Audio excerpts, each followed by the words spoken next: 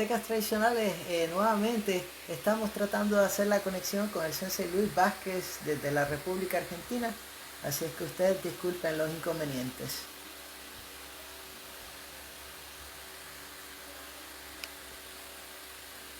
Ahí le hemos enviado la invitación al Sensei Luis Vázquez, es cuestión de que pues pueda responderla. Nada, como estábamos diciendo hace un momento en el broadcast, estábamos tratando de dejarle saber a la gente que hemos estado trabajando bien divinamente con los instructores que estarán en nuestro Kangeiko. Y entonces pues todavía estamos coordinándolo. Esperamos como a mediados de la semana hacer pues los últimos pasos finales.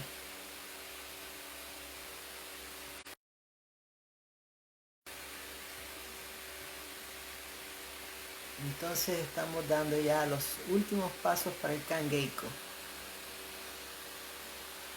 que será no esta semana sino la semana entrante.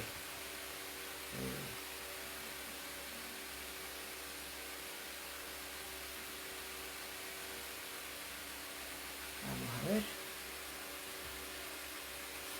Oh, Sensei Martin Buscher, hope everything alright in Germany.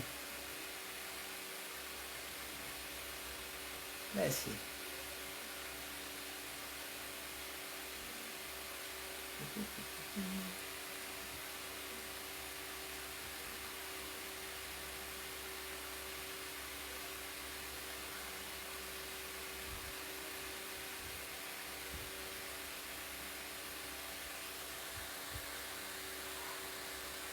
Ok.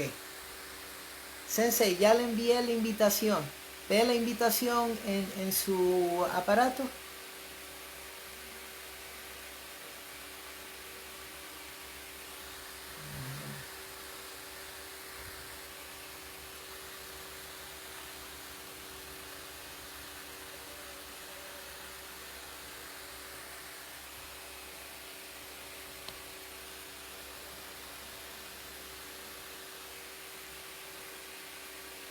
Le da un clic, tiene que darle un clic encima a la parte que dice conectar. Ok, debe decir algo así como conectar. Ahí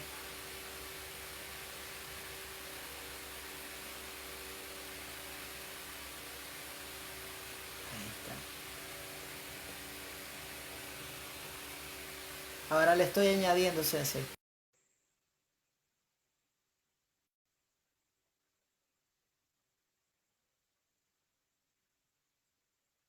Oh, ahí está, Sensei. Excelente. Sensei, creo que la cámara está muy arriba, porque al ser dos personas como que se desajusta un poco. ¿Ahí está bien? Un poco mejor, sí, ahora está muy abajo porque le cortó esto de aquí. Vamos Pero a mejorar. nada, en esta... Ah, perfecto, ahí está perfecto, ahí está perfecto. ¿Ahí está? Bueno, perfecto. Creo que podemos comenzar si usted me lo permite. ¿Me escuchás Ok, bien?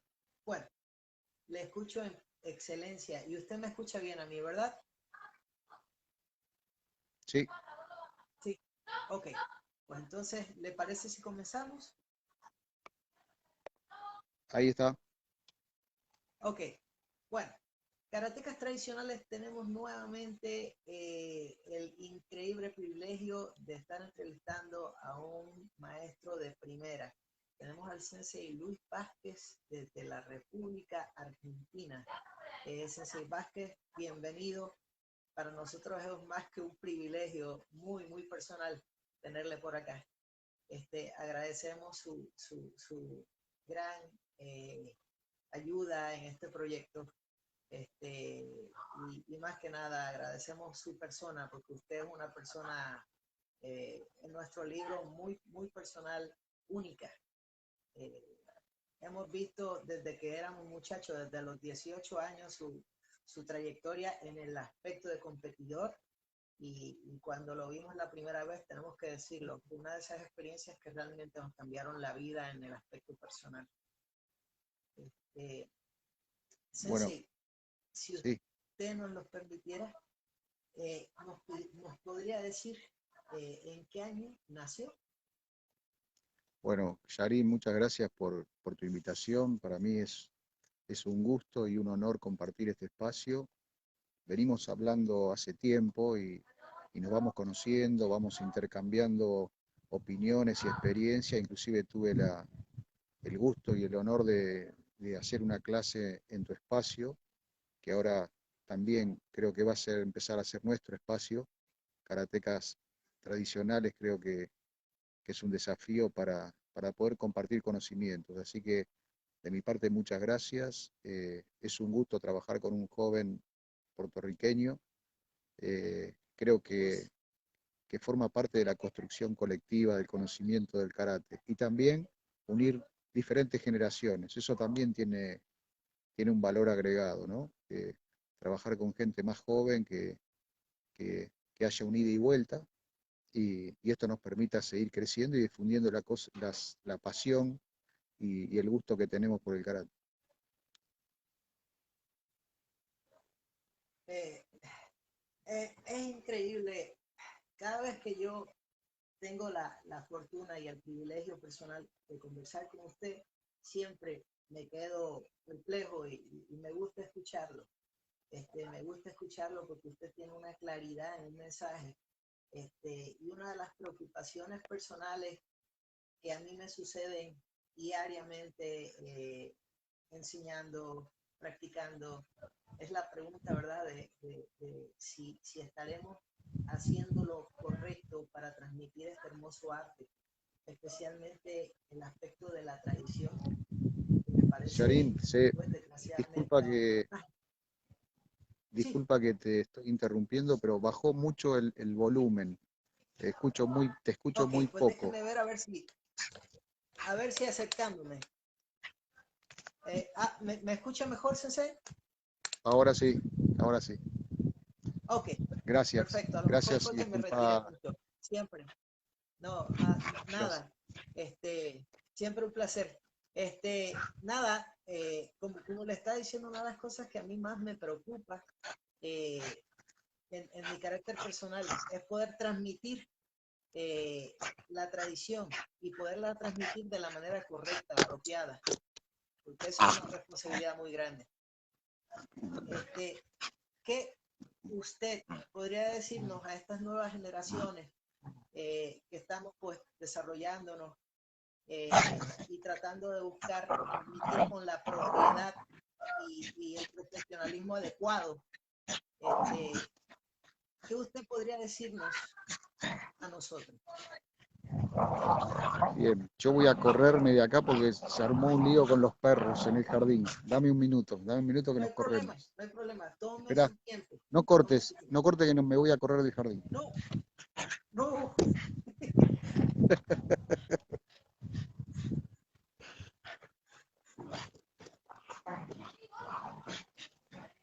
Nos vamos a poner al resguardo. No hay problema. Tome su tiempo, que vamos bien.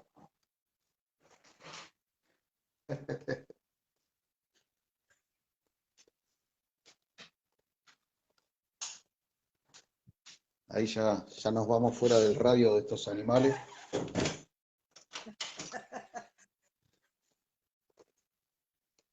Bueno, nos vamos a... ¿Ahí me escuchas bien? Le escucho magníficamente, Sensei. Creo que tenemos mejor sonido. Me decías, si mal no escuché, Sí, eh, lo que yo pensaba o lo que me gustaría transmitirle a las nuevas generaciones sobre el karate tradicional. ¿Es así? bueno, que una de las cosas que a mí más me preocupa es mi carácter personal. El, yo a veces me pregunto, ¿estaré haciendo lo correcto? ¿Estaré llegando al nivel correcto para poder transmitir lo esencial y lo más importante de lo que es la tradición a las próximas generaciones? Yo a veces me pregunto mucho eso, constantemente. Es una de esas cosas que siempre andan aquí. Yo creo que el gran desafío que tenemos es respetar la tradición y adaptar un lenguaje para que las nuevas generaciones nos entiendan, porque sería una frustración muy grande que nosotros no podamos transmitir realmente la esencia y nos perdamos en laberintos que no tienen que ver con la esencia. Hoy el camino del karate cada día es más simple, es más genuino, ¿sí?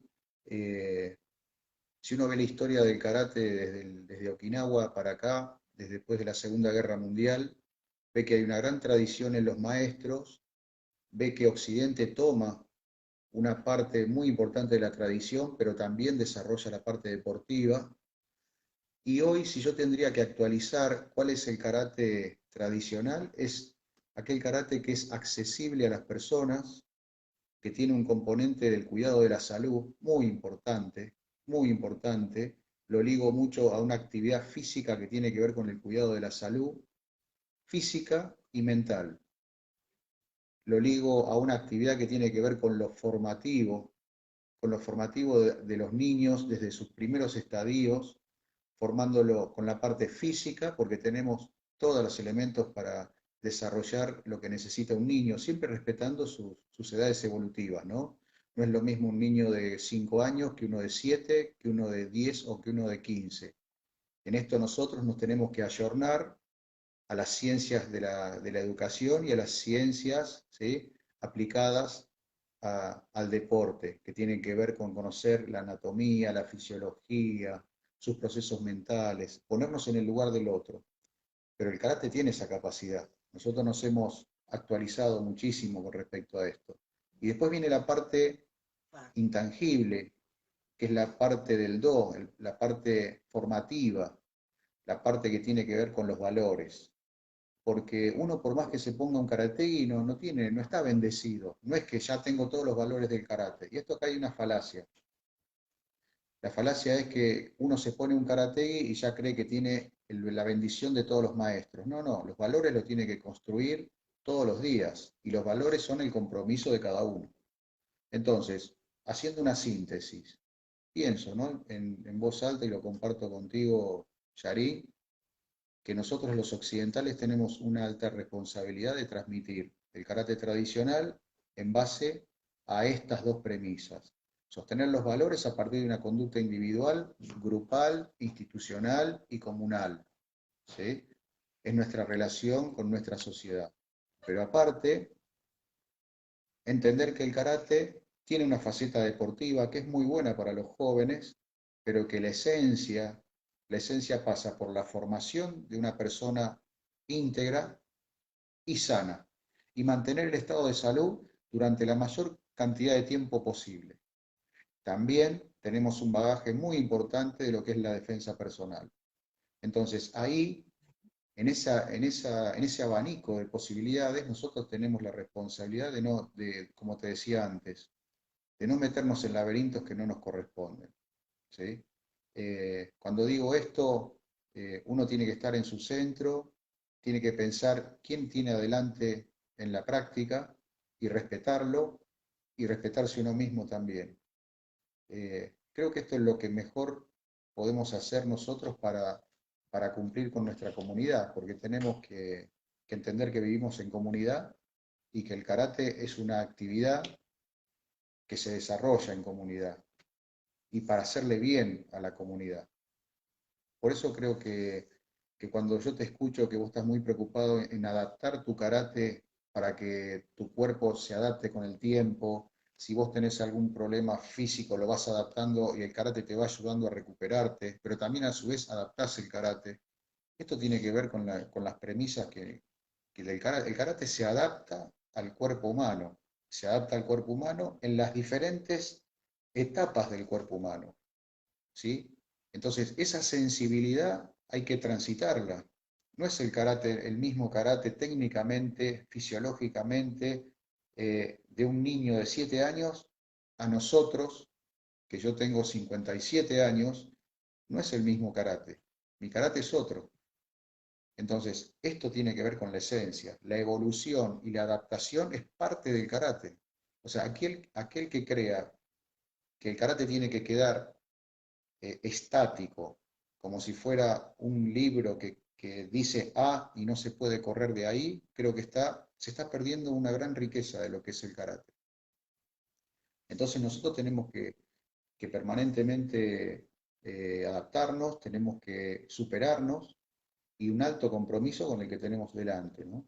Eso es un poco lo que yo creo que es el karate tradicional, y habiendo estado muy intensamente durante más de 15 años de mi vida involucrado en el karate deportivo, a lo cual agradezco porque me ha enseñado muchísimo, pero tengo que entender que fue una etapa muy importante y uno no se puede quedar en esa etapa, uno tiene que seguir creciendo, es la vida, ¿no?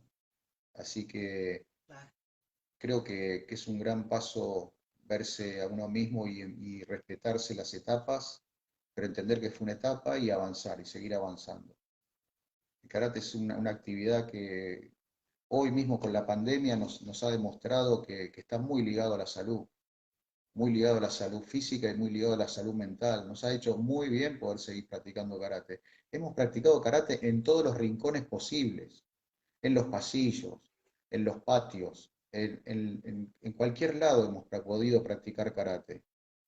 Entonces uno dice, ¿cómo se adaptó a la realidad de cada uno y cómo le permitió estar un poco mejor en su hogar, en su lugar de encierro? Porque en los momentos de aislamiento el karate ha sido una herramienta muy importante para retroalimentar la energía física y también despejar la energía mental y volver a su eje, pero también salir del contexto de encierro, aunque sea por una hora por día.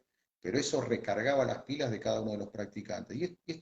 Entonces, esta lectura es la que yo quiero compartir contigo, donde el karate veo que tiene que ver mucho con la salud de las personas y de la salud física y mental de los individuos. Y que no es algo aislado. El karate nos permitió seguir en conexión con otros practicantes y esta misma tecnología nos permitió mantener una comunidad activa, donde unos a otros se fueron dando ánimo, donde unos a otros se dijeron no están solos, vamos, vamos a salir de acá, pero primero cuidémonos, o sea, estemos fuertes para poder ayudar al resto, seamos responsables también de cómo salir adelante. Y yo creo que el karate a nosotros nos permitió eso. Seguramente otras disciplinas deportivas también han cumplido una función importante, pero bueno, me toca hablar de lo que hago, ¿no? Claro, claro que sí, claro que sí. Sensei, entonces, después de esa respuesta magisterial que nos ha dado, eh, quisiera preguntarle, ¿verdad? Si usted pudiera contarnos un poco de cómo empezó y en qué momento empezó este camino de vida de karate, Luis Vázquez Sensei. ¿Cuándo comencé karate? ¿Cuándo, cómo y por qué? Comencé a los 14 años, hace 40 y pico de años, eh, en una ciudad muy pequeña del interior de mi país. eh, me, me lo aconsejó un amigo que ya practicaba, un compañero mío de secundaria, y yo asistí porque en ese lugar yo tenía algunos problemas en la calle. Había gente que, que me presionaba, que yo necesitaba defenderme, necesitaba sentirme más seguro. Y entonces cuando mi amigo me lo ofrece, realmente me pareció una posibilidad. Y empecé a practicar una disciplina totalmente extraña. A mí me encantaban los deportes, siempre me encantaron los deportes. En esa época yo hacía fútbol, básquet, tenis. Y cuando comencé karate vi que era otra cosa. Empecé con un maestro que se llamaba Rubén Lisanti, hoy está viviendo radicado en España. Ojalá que pueda ver esta entrevista, le mando un saludo enorme. Y también el maestro Dauría. Eran dos maestros que estaban en la ciudad de Chivilcoy. Chivilcoy fue el lugar donde comencé a practicar karate a los 14 años. Mi amigo después dejó, yo continué y después me radiqué en la ciudad de Buenos Aires, en una gran cena, en la capital de la Argentina. Y ahí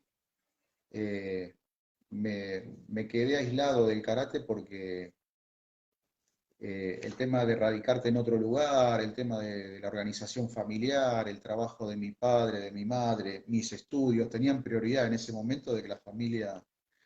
Y me inscribí en el Club River Plate. El Club River Plate tenía un montón de deportes, todos los deportes.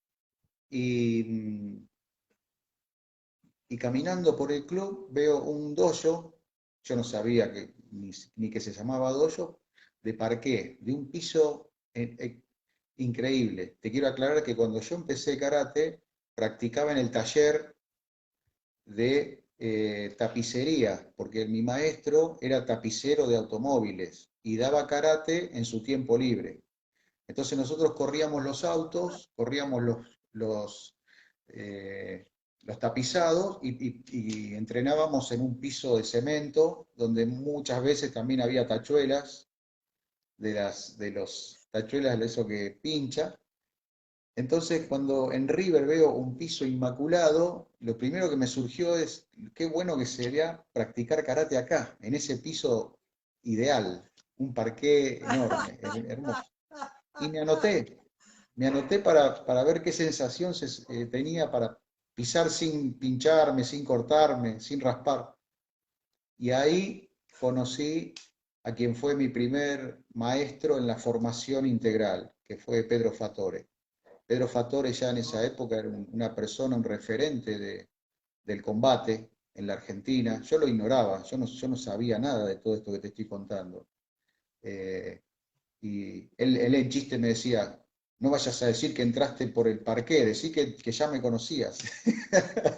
Se reía él. Eh, y, y bueno, él me formó desde los 17 años, durante más de 10 años, me formó y me llevó a un nivel de competencia muy alto, realmente me enseñó todos los secretos del combate, todos los secretos del combate me los enseñó Pedro Fatore y me formó también en mi juventud, fue mi maestro desde la juventud a la madurez. Ese fue Pedro Fatore en el Club River y bueno, ahí desarrollé toda la parte deportiva de mi vida y me integré a una Confederación Argentina de Karate, y ahí conocí el estilo Shotokan de cerca, pero compartiendo el entrenamiento de una selección nacional, ¿sí? Pero como la selección nacional eran 40 y uno de Shorin, que era yo, era todo Shotokan. Entonces yo tuve que aprender, me gustaba aprender, porque eran muy buenos maestros también en esa época, Sensei Inoue, Sensei Franco Gergo, Carlos Prina, Manolo Nieves, o sea, maestros de primer nivel junto a mi maestro Pedro Fatore nos entrenaban, preparándonos para las duras batallas. Y, y después luego ya en mi madurez decidí tomar otro camino y conocí a Sensei Isamu Arakaki, y me presenté en su casa en Okinawa pidiéndole que quería ser su alumno, y él me aceptó y comenzó otra etapa en mi vida, ya marcadamente buscando el camino del karate tradicional, buscando la esencia, lo profundo del origen del karate, pero complementaba a su vez mi formación anterior. No borró un centímetro lo que aprendí con mi maestro Pedro Fatore. Al contrario, se complementó. Es como te decía, en la vida uno tiene que adaptar su karate a los diferentes momentos de su vida y en este sentido fue así.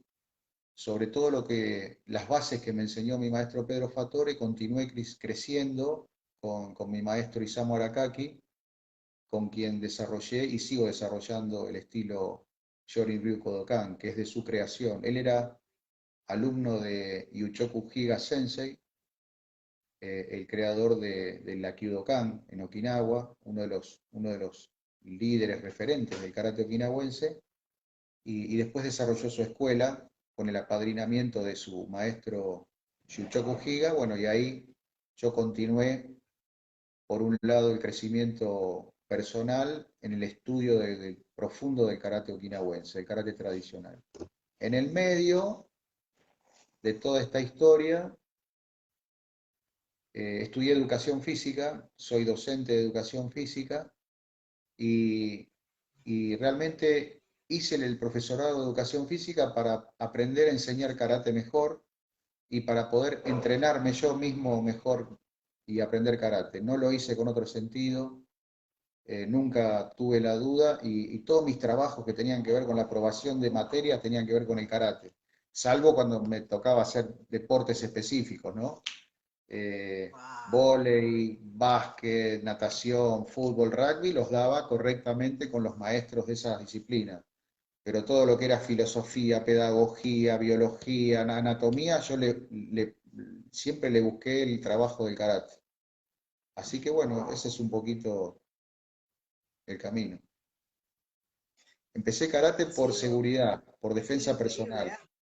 Estaba bastante caliente la calle en esa época cuando decidí empezar karate. Necesitaba sentirme más seguro, eh, y me ayudó. Y Sensei, este,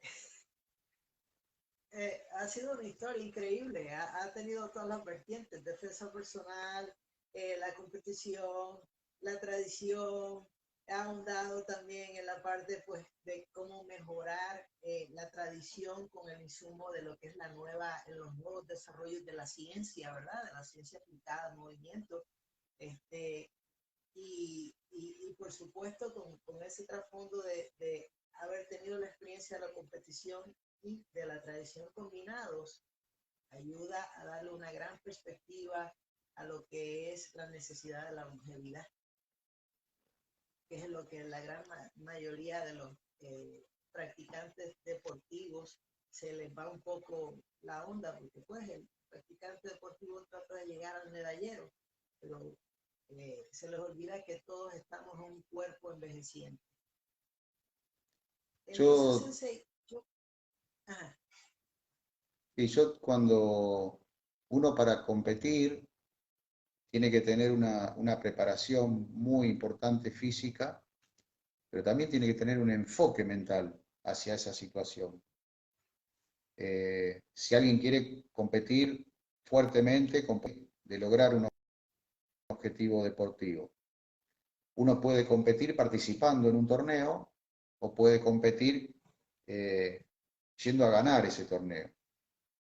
Entonces son dos situaciones posibles. Cuando yo competía, mi cabeza era como que era un cazador. Yo salía a cazar. Eh, y todos esos años el cazador no echaba raíces, el cazador va detrás de la presa. Entonces uno la energía la pone en un lugar que le permite obtener el objetivo. Pero para poderse crecer, yo entendí que en un momento tenía que dejar de ser el cazador. Sobre todo antes que me case otro, a mí, como es la ley de la vida, ¿no? Entonces, cambié, decidí retirarme en el año 2000, 2001, por suerte con muy pocas lesiones, más allá de que las tuve, pero con muy pocas lesiones, y ahí decidí voluntariamente cortar con lo deportivo para comenzar una etapa nueva, muy fuerte.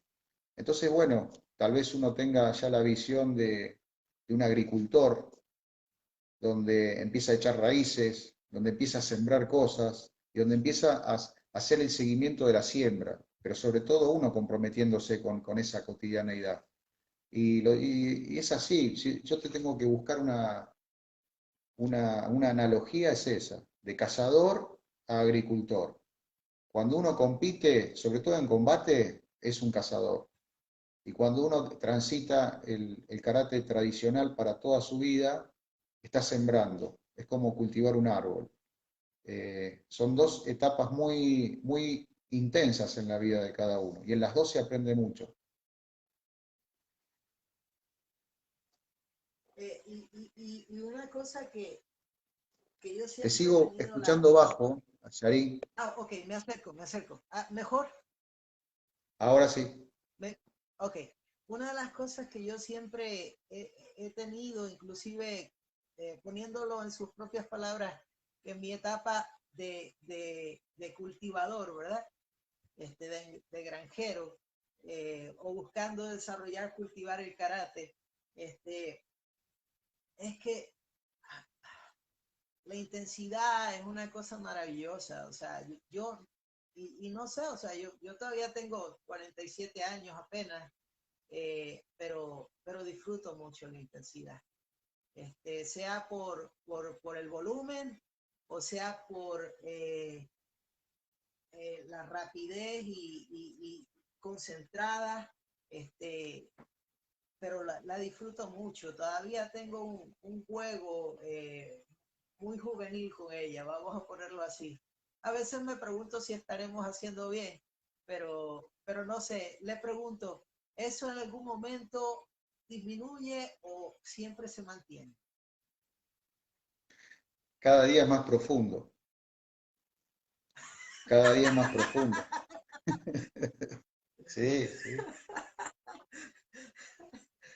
Cada día es más profundo. Y te vas dando cuenta cuando a medida que uno crece y asume otras responsabilidades, formar una familia, llevar adelante un trabajo o una empresa o un trabajo en equipo, uno dice, bueno, tengo que poner mi energía en estas situaciones de mi vida, pero el karate está ahí.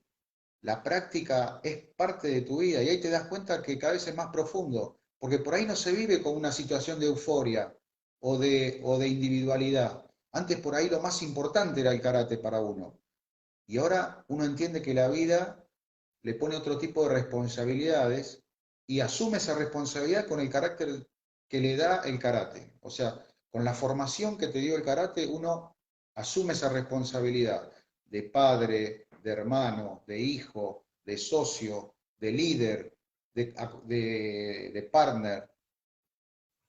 Pero necesitas el karate, seguir practicándolo y cuando vas a la práctica, cuando encontrás tu momento para practicar, todo lo demás se corre y te encontrás en tu eje. Y ahí empezás a disfrutar la respiración, los movimientos, la expansión y la contracción, ¿sí? Los giros, la velocidad, la relajación, cómo está tu cuerpo. ¿Sí? Entonces ahí es donde vos te das cuenta que estás en tu esencia. Terminás eso con una carga de energía tan positiva y moviste todos los electrones y protones de tu cuerpo en una manera tan armónica que ese ser que disfrutó ese momento con tanta intensidad es muy positivo para el entorno, para el contexto, porque busca el equilibrio, uno busca el equilibrio. Entonces te sigue haciendo crecer, porque el objetivo es ese, el equilibrio y poder ser la energía que sigue llevando adelante tu vida, las cosas importantes de tu vida. Cuando un hijo te necesita, te das cuenta que sos vos y estás el 100%. Cuando un padre te necesita, sabes que tenés un plus. Ahí está, ahí te das cuenta. Cuando un trabajo se pone complejo, cuando parece que todo se está perdiendo, y ahí estás vos. Pero estás vos porque también está en equilibrio con tu esencia. Entonces, vivís con una intensidad tan profunda el karate. Por eso te decía, en los momentos de juventud es mucha ebullición también, pero en los momentos de madurez y el resto de tu vida es muy profundo. Eso es parte de tu ser, es parte de tu ser. Yo creo que le debe pasar a aquellas personas que también hacen todo lo que hagan, lo hacen con pasión y con integridad, ¿sí? Entonces, es el mismo respeto. Yo no creo que nosotros seamos unos privilegiados. Creo que somos personas normales que nos gusta hacer algo y lo queremos hacer bien y encima lo queremos compartir. Pero lo mismo para mí es un profesor de historia, un trabajador, un chofer de un automóvil, un maestro de una escuela.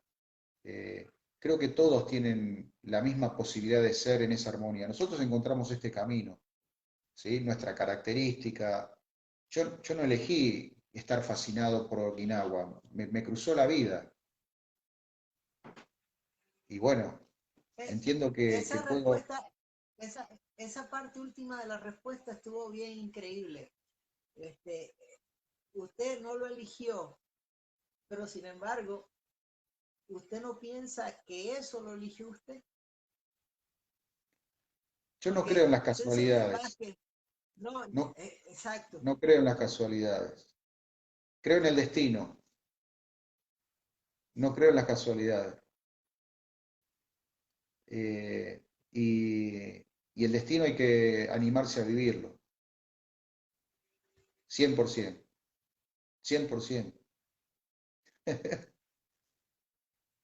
Una de las cosas que a mí me encanta compartir pues, con las personas que están comenzando el camino del karate es el decirles que una de las cosas que karate hace por el ser humano es le da un orden, le da un sentido, le da una dirección. Y entonces pues me dicen, sí, sí, pero eso se escucha muy bien, pero me podría decir lo concreto. Y digo, bueno, es bien sencillo. Usted llega a un sitio, parquea su carro, su coche, y lo parquea fuera del sitio de aparcaje correcto. Eso un karateca no lo haría. El karateca llegaría al sitio y parquearía su carro en el orden correcto.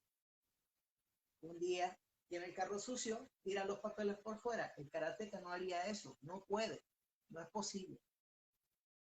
Él mantiene la basura en su carro y la bota en su casa. Siempre hay un orden y ese orden se sigue. Y eso es una de las cosas que en estos momentos de pandemia, por ejemplo, es de gran importancia. ¿Qué hubiese sido el karate de nosotros sin el karate?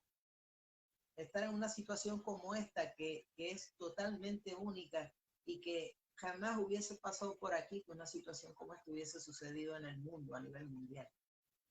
Sin embargo, nos ha dado un propósito, nos ha dado un medio, nos ha hecho ir a buscar trabajar con tecnología que yo jamás pensé, pero sucedió. Sucedió. Coincido, Yarín, por eso hablo de lo importante en lo formativo. El karate tiene un bagaje muy importante formativo. Y lo importante también es traducir ese bagaje a Occidente. Y nosotros nos tenemos que formar, ¿sí?, cómo es nuestra comunidad en Occidente. Pero si nosotros nos ponemos a decir que lo importante es el respeto por el otro, ¿sí?, en Japón eso se vive de una manera y en Argentina se vive también de otra manera, tal vez. Pero yo tengo que adaptar qué es el respeto por el otro. Pero la premisa es el respeto por el otro. Por eso es formativo. Y es formativo también porque es en comunidad. O sea, es formar una buena persona en comunidad. Y en comunidad es respetar las reglas. Y en comunidad es conducirse con el ejemplo, ¿sí? Ser ejemplo de las cosas buenas. Y el orden es fundamental. El orden es fundamental. Y el orden lo da uno prioritariamente, buscando lo mejor de sí y de su familia y de su contexto todos los días, buscando que estén todos al 100% de su posibilidad de bienestar.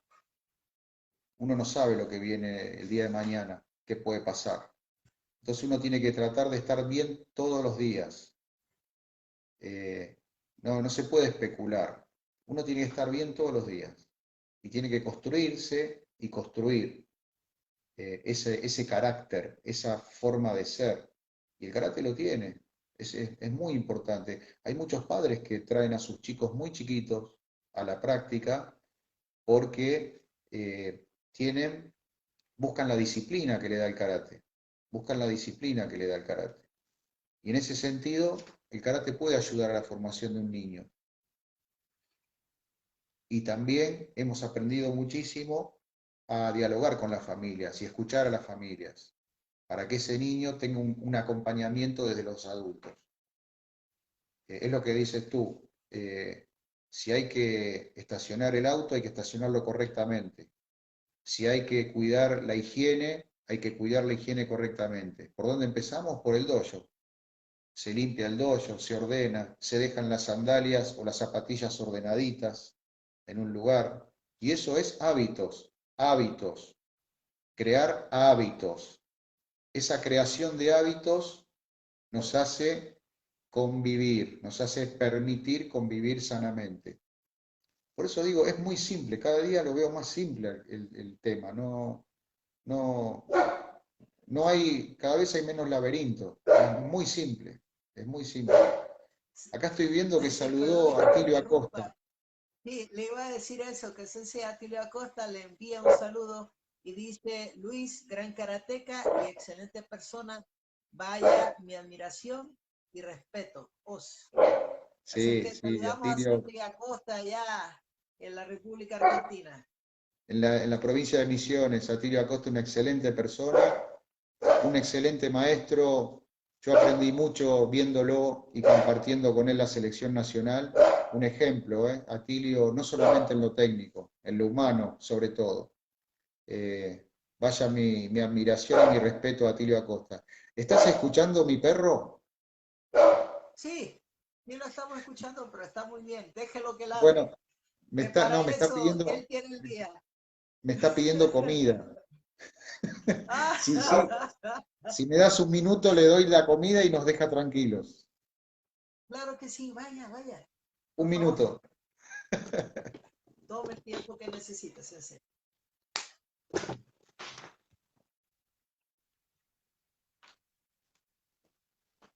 Caramba, bien había pensado, ¿verdad? Esta entrevista ha sido un suceso muy hermoso, muy valioso también. Este, cuando uno aprende, uno debe de buscar aprender de gente que enaltezca la experiencia de uno. Eh, porque la vida es muy corta, la vida es muy, muy corta. Y hay que tratar de hacerlo mejor. Pero ahí vamos.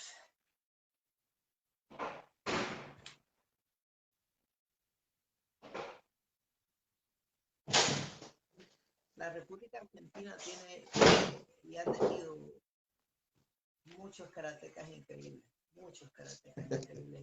Y el karate en la Argentina es de primera, sí señor. Ceci, aquí estamos de nuevo. Ahí estamos, ya le di de comer. Si no, no nos iba a dejar hablar, si la conozco. Bueno, por lo menos es un gran reloj, ¿no? Sabe que en cierta hora hay que comer. Sí, sí, sí. 2 veces por día, Sensei, marca. entonces le pregunto, la primera vez que usted fue a Okinawa, ¿nos podría contar cómo fue? ¿Qué usted considera que fue su impacto en esa experiencia nueva para usted en ese momento? Bueno, a ver, fue en el año 88.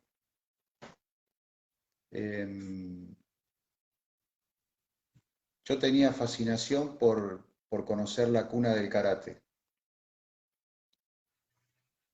pero también tenía la enorme voluntad de ir a combatir contra los japoneses a Japón. Quería ir a pelearle. Entonces se conjugaron los dos elementos. Ir a pelear a Japón, ir a combatir y conocer Japón. Entonces me planifiqué llegar a Japón, combatir y después hacer todo tipo de trabajo o de lo que le llaman acá changas, para poder quedarme la mayor cantidad de tiempo posible aprendiendo karate con los maestros. ¿Sí? Y así fue. llegué a Japón, fui acompañado de 2 amigos. Uno es Héctor Maroli, actualmente presidente de la Federación Argentina de Karate y Kobudo Okinawense, con quien, si Dios quiere, vamos a compartir la capacitación próximamente. Él se va a dedicar al Kobudo en este caso. Y otro, Gustavo Gondra, que en ese tiempo también él competía. El torneo se llamaba All Okinawa, un torneo de Uechi-Ryu. Para los que no conocen Uechi-Ryu, es un estilo muy fuerte peleando, ¿sí? Y es semejante a veces al nivel de impacto de lo que hoy se muestra en Kyokushin, pero no, tenía más porcentaje y un manejo más parecido a la JKA. Era una mezcla entre JKA y Kyokushin, pero había un alto nivel de impacto. Ahí no se escatimaba mucho el tema del no impacto. Yo quería ir a pelear a Japón, quería ir a pelear a los japoneses a Japón. Y bueno, llegamos, nos recibieron excelente, la gente de Okinawa es muy humilde, muy cariñosa, muy amable, es todo con fraternidad. Realmente empecé a caminar las calles de Okinawa y creía que estaba en un sueño, realmente creía que estaba en un sueño, una cosa de loco. No podía dormir, no podía dormir. La cabeza a 10.000, a 10.000. Wow. Los primeros días me conecté con el dojo central de Yuchoku Sensei por medio de una carta que me había dado mi maestro, acompañado también por Pedro Fatore. Estaba la carta dirigida y acompañada por Oscar Giga, que era el maestro de mi maestro en Argentina, de presentación a Sensei Yuchoku para que me permitan practicar en el dojo central de la Kyudokan. Cuando llego, yo no hablo fluidamente japonés y menos inglés, o sea, pero tuve la suerte de que me conectara una persona llamada Silvio Moreno, que es un folclorista rosarino de una ciudad del interior de nuestro país que se radicó en Okinawa. Él es folclorista, es músico, ¿sí? Entonces él y su señora, Suyako, me llevaron al lugar al dojo central. Entregué la carta. Sensei Yuchoku Higa, décimo dan, una leyenda del karate okinawense, va y me invita una lata de Coca-Cola a cada uno. Él nos sirvió a nosotros, atención a los gestos, contento por la situación, me daba la bienvenida y me dijo que no había ningún problema, que el lunes podía ir a las 5 de la tarde a practicar al dojo de Yuchoku Higa, de la escuela Kyudokan. Por eso te decía que yo no podía dormir. Entonces estaba preparándome para una competencia y ya el lunes, a los 2 días de haber pisado Okinawa, a las 5 de la tarde al dojo. En el dojo había una sola persona esperándome, que era el senpai. Se llamaba Oshiro Sensei. Y él me entrenaba 2 horas, me entrenó durante 2 horas y a las 7 llegaba todo el resto del grupo. Y entrenábamos de 7 en adelante con el grupo. Y así fueron todos los días el resto de mi estadía en Okinawa. 2 horas con Sensei Oshiro y las otras 2 horas restantes con Sensei Yuchoku y todo el grupo de maestros, ¿no? Y de practicantes okinawenses, que fue una experiencia muy intensa, muy intensa. El fin de semana siguiente compito, muy duro el torneo, me toca el primer japonés durísimo, le gano con todo lo que tenía. El segundo combate también más duro, se sentía de ronda a ronda no solamente el cansancio corporal, sino los golpes, el cuerpo se empieza a doler de ronda a ronda.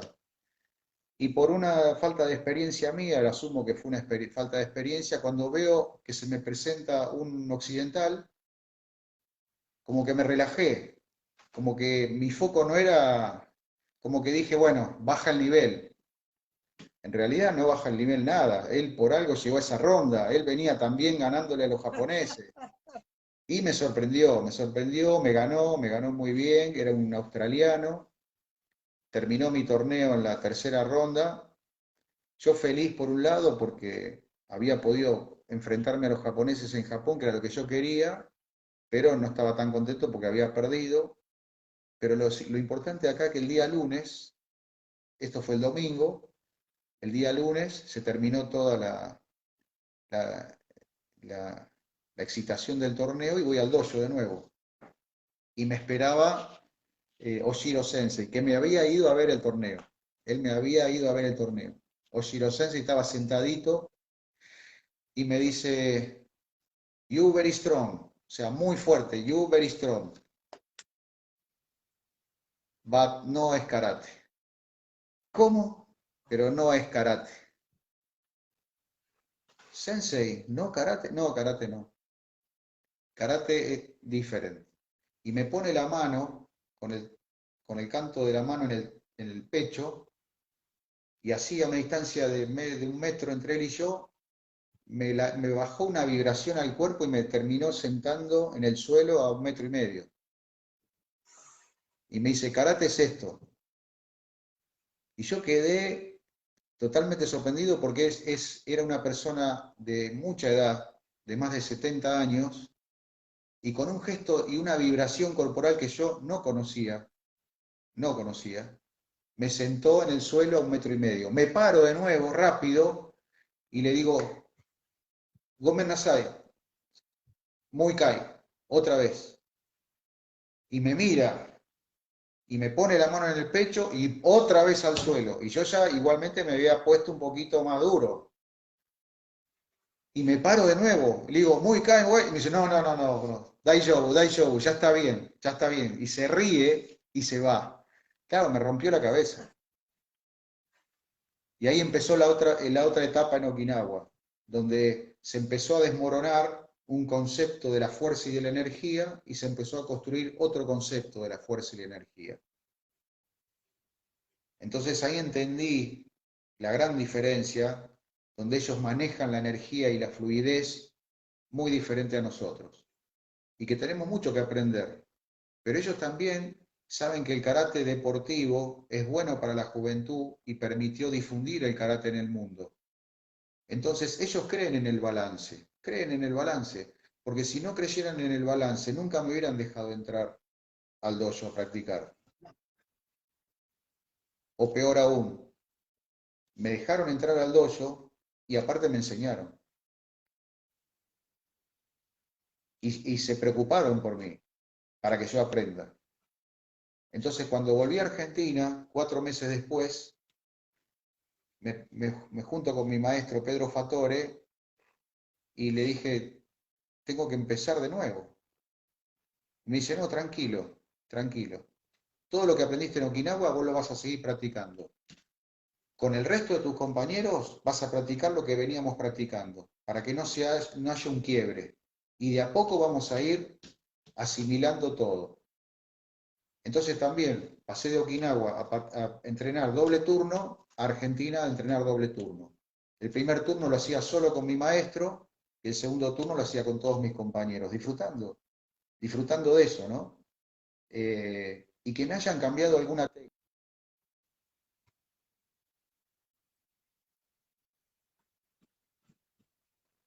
Sí, está. Y que me hayan cambiado alguna técnica en Okinawa, que era diferente a la técnica que mi maestro en Argentina me había enseñado, nunca puso en duda mi lealtad hacia mi maestro, al contrario. Era una manera más de seguir creciendo juntos y donde él me daba toda su confianza y yo también tenía toda la confianza en él. Y él nunca sintió, ni yo tampoco, que se rompía algo porque yo volví a Okinawa con un cambio de técnica.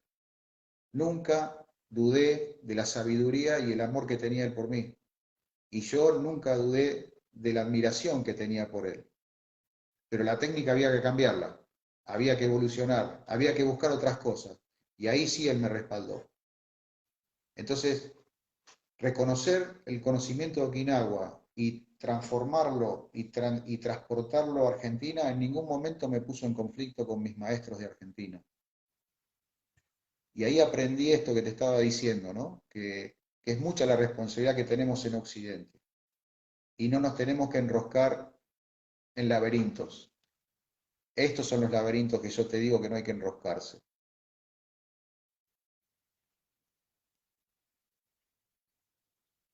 Anécdotas, anécdotas de Esa historia Okinawa, ha sido anécdotas de Okinawa. increíble, increíble. Yo, cuando tenía 10 años, viví en un pueblo del interior de la Argentina que era Santiago del Estero, una provincia donde se toca mucho folclore y sobre todo un folclore que es la chacarera, que se toca con un bombo, ¿sí? Entonces es un ritmo muy bueno.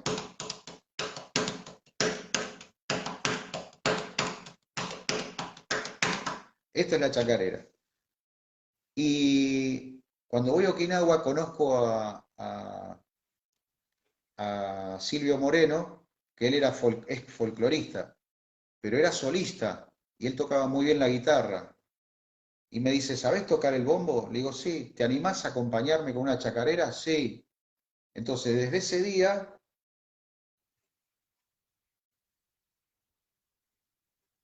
día, yo lo acompañaba en su local y hacíamos dos presentaciones folclóricas. Yo le hacía de partener, tocaba chacarera, tocaba samba, ¿sí? Cuando yo volvía del dojo, yo entrenaba de 5 de la tarde hasta las 9 de la noche, a las 9 de la noche me iba a la peña de mi amigo y ahí hacía 2 shows de samba, de chacarera, y me invitaba a comer, me presentaba gente, y así fueron todos. Y después salimos de gira, y estuvimos tocando en diferentes lugares de Okinawa, y pude conocer muchos lugares históricos de Okinawa gracias a la música argentina. Oh, increíble, increíble, Ese fue mi primer viaje. increíble. Entonces, Sensei, ¿verdad? Y su historia tiene tantas cosas en ella que sinceramente pues me excuso porque la entrevista no nos daría para contarlas todas porque sé que son muchísimas, pero si usted me permitiese regresar a esa primera competencia internacional como atleta, como karateca en el karate, en la faceta del deporte. Si usted nos puede contar qué usted vio, o sea, qué usted sintió, si se puede recordar de aquel momento, que me imagino que sí. Cuando yo voy a Japón a competir y a pelear contra los japoneses en su tierra, eh, sentía la necesidad de llevar adelante ese desafío, de ver hasta dónde podía. Eh, y esa competencia eh, creo que fue una de las cosas que me marcó en la vida, porque primero yo tengo admiración por aprender de quien sabe más que yo, pero también tengo la voluntad de probarme, tuve la voluntad de probarme. Y fui y hice, y tenía miedo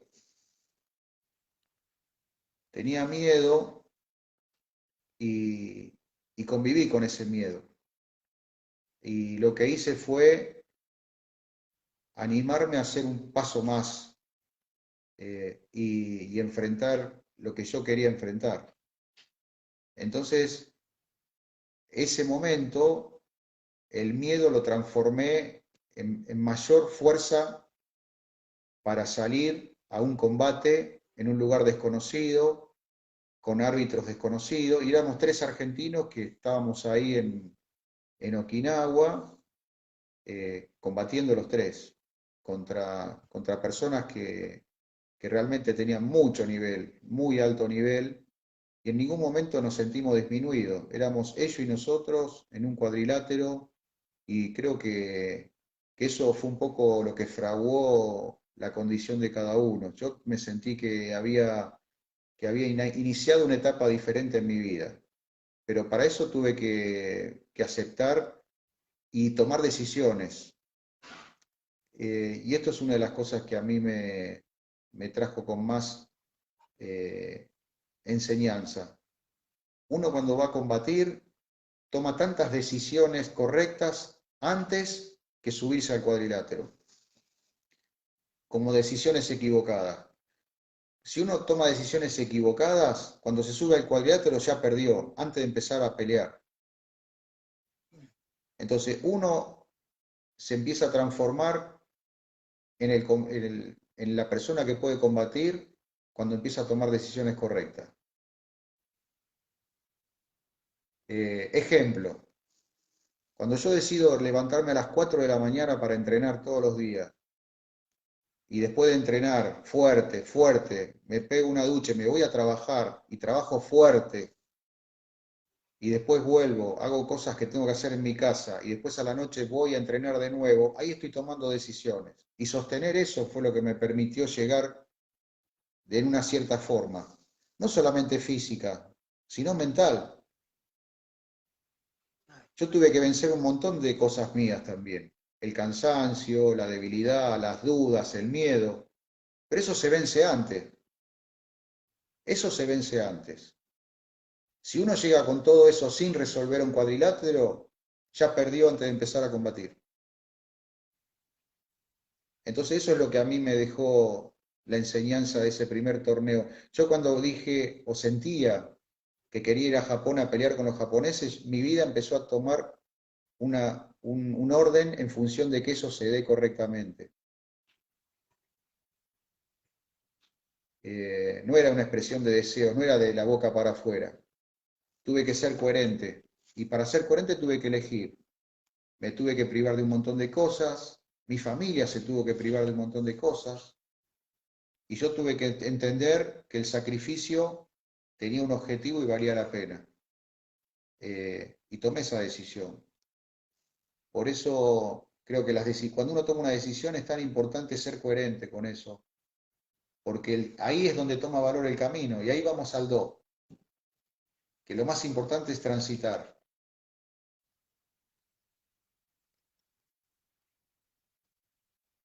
Ah, Dios santo, se cortó. Bueno, estoy bien, estamos acá. Estamos acá, Sensei.